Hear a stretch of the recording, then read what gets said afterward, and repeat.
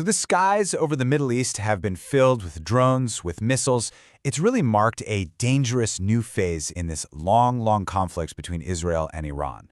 But to understand how we actually got to this point, we need to dig a little deeper than the headlines and really unpack the anatomy of this escalation. Okay, so let's just start with the bare facts. What we've seen recently wasn't just some small skirmish. No, this was a direct military confrontation, and it involved some seriously sophisticated hardware. We're talking about hundreds of missiles and drones being launched, crossing borders in what was a totally unprecedented wave of attacks. And in response, well, you had these advanced air defense systems just lighting up the night sky, engaging all of these threats in a really high-stakes technological battle. So we see what happened. That part's clear. But the real question, the one we're here to answer, is why. This wasn't some sudden explosion out of nowhere. Think of it more like a slow-burning fuse, a fuse that was lit decades ago. To really find the source of all this, we have to go back. We have to look at the deep roots of a rivalry that has honestly shaped the modern Middle East. Just take a look at this timeline. For decades, Israel has looked at Iran and seen one of its single biggest security threats. At the very same time, Iran doesn't even officially recognize the state of Israel. Now, you add to that messy situation the strained relationship between the U.S., Israel's closest ally, and Iran, and what you get is a foundation of mistrust that has just been building and building for years. So these recent strikes, they're the result of that long-simmering tension finally boiling over. And this really shows you the two fundamentally opposing views at play here. From Israel's perspective, Iran is actively trying to spread its influence using allied groups, which creates a direct threat right on its borders. But for Iran, the issue is, well, more fundamental. It doesn't recognize Israel, and it strongly opposes its government's policies. You're looking at two completely different worldviews clashing in the exact same region.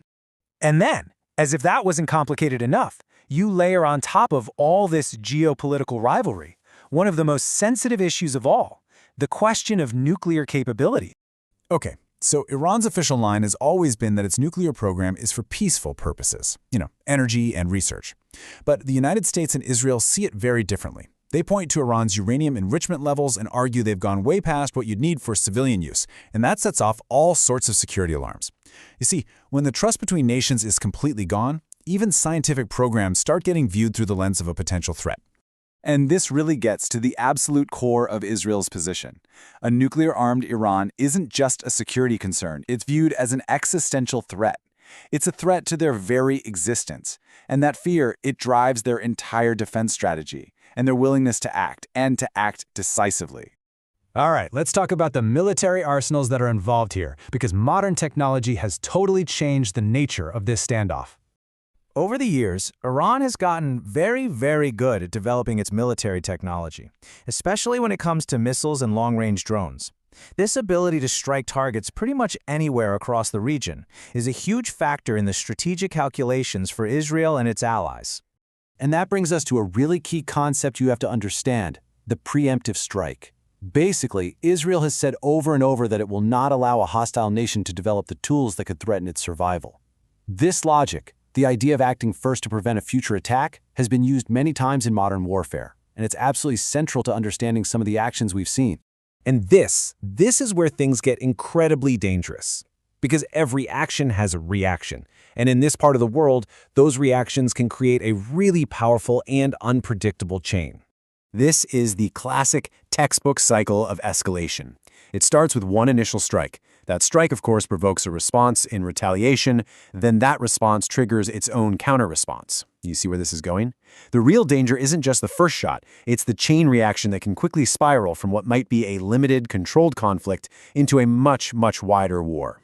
So, you might be asking, why does a strike between these two countries get immediate global attention?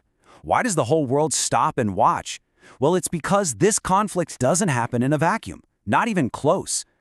The Middle East is a massive hub of global interests. You've got strategic military bases from major world powers. You have some of the most critical shipping and trade routes on the entire planet, and it's all tied together by this incredibly complex web of political alliances. A conflict here doesn't just stay here. It has the potential to shake up global stability in a big way. So, if we bring it all together, what do we have? The strikes we've been seeing didn't just happen out of the blue.